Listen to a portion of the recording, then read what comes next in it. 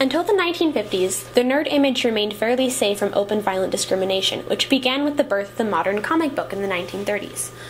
Credit for the creation of the comic book is generally given to Max Gaines, also creator of the DC Comics industry and Mad Magazine, who, according to his son William Gaines, thought to take the Sunday Funnies page that everyone was reading, fold it over, and stick a 10-cent sticker on the front of it and put it on the magazine stands.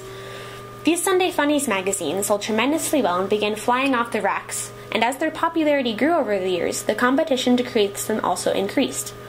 Soon the main attraction of the comic books fell to aesthetic beauty of the art, which required more skilled artists, which caused a boost in illustration as a profession. However, as the industry for comics became more competitive and companies sought to make more captivating and fresh stories for their audiences, the subject matter expanded and matured.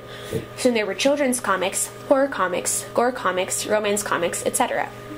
Although since comics were still regarded generally as a children's genre of literature, despite the larger population of adult readers, concern spread through the American population over the subject matter of the comics their children were reading. Many comics at this point were horror-themed or involved sexual subjects unsuitable for children but appropriate for adult eyes. There were many instances during this point of comic book history where children committed heinous acts, although some were possibly accidental, in which often other people were hurt, maimed, or killed, and were blamed on the subjects children read about in comic books. These events led to the Kefauver comic book hearings, which sought to outlaw comics or censor their subjects. During these trials, Max Gaines is quoted saying, "Do we really think our children so evil, so corruptible, that they can be led to murder through the reading of a comic book?" As an outcome of these trials, the Comics Code Authority was created by New York's magistrate Charles F. Murphy, who created the Code of Ethics that comic publishers were required to use to be government approved and to carry the CCA seal of approval on their magazine covers.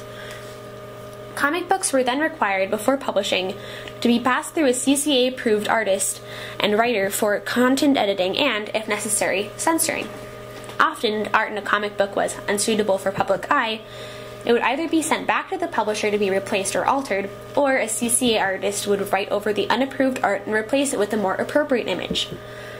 Content that was edited or eradicated included race, keywords such as horror and weird, sexual situations and intercourse, homosexuality, and